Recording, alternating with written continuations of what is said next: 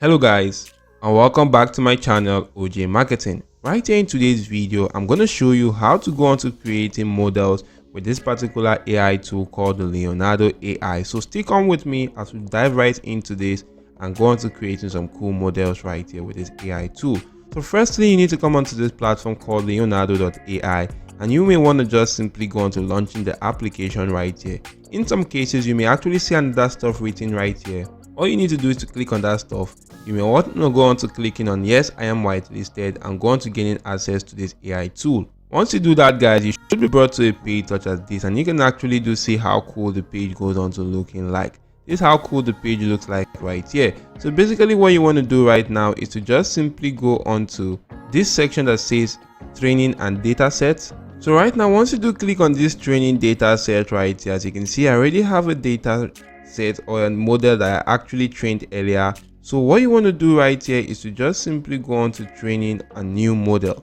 So guys, this was the data set I actually used for my previous model right now. Right here, I'm just going to click on new data set right here, and I'm just going to give my model a name. So if I do give it a name such as this right here, I'm going to click on create data set, and right now you want to insert your data that you intend on utilizing. You can actually go on to clicking on this section to go on to uploading data set from your device right here. As you can see, I do have pictures of a particular celebrity right now, which you can go on to utilizing right there. You may want to just simply utilize about 5 to 18 images for that particular stuff right here, or you could go on to utilizing your images from your personal feed right here. As you can see, these are all images from my personal feed I can go on to utilizing right in here.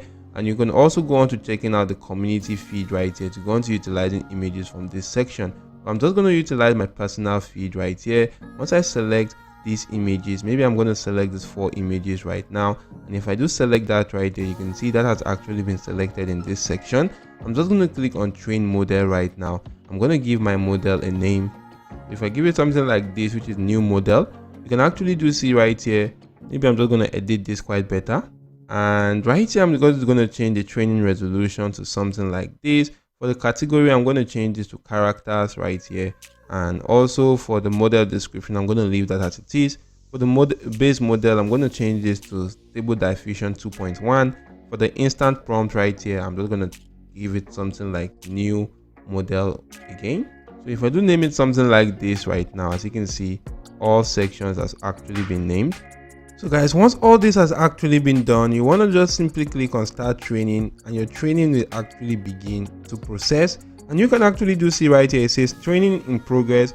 We will email you when it is complete. And you can actually go on to viewing the job status right here.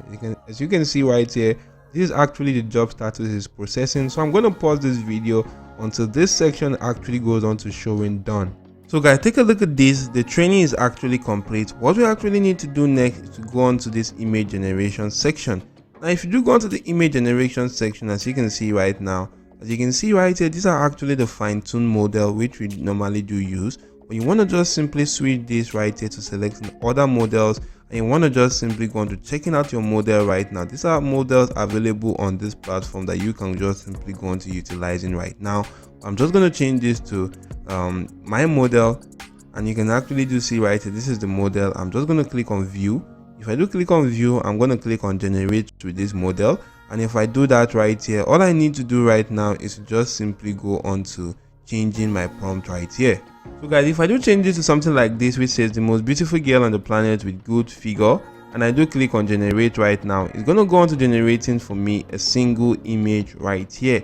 And in a matter of some seconds, you will see that the image is actually related to that particular kind of prompt, which I actually, or those kind of images I used for creating that exact same model. So you can see how the image actually goes on to looking like right here. I actually trained my model with similar kinds of images right here. That's why you can actually see this right there, guys. I could just simply go on to adding a negative prompt to actually go on to showing the face right here. So if I put in something like no face for my negative prompt, that is things I don't want to see in my video. So what I'm going to put in something like this, maybe I can actually put in no full face.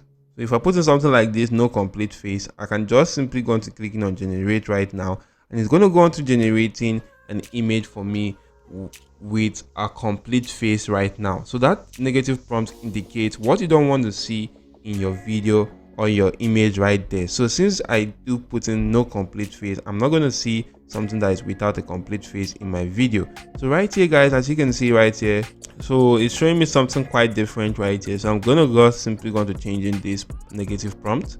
So guys, take a look at how the prompt actually goes on to looking like, or the image goes on to looking like right now. So this is a very cool image that was generated for me just by utilizing those this is my model I actually created right there. For the images I use for my models right there, as you can see right here, that the hairstyle and the rest are actually looking quite a lot more similar to this right now. So you can actually just see how easy it is to go into creating your own model on Leonardo AI right now, and you can use that to create cool and amazing images based on that.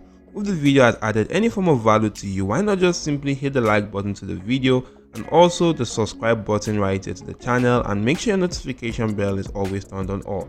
That's it for now. Thank you all for watching, and goodbye.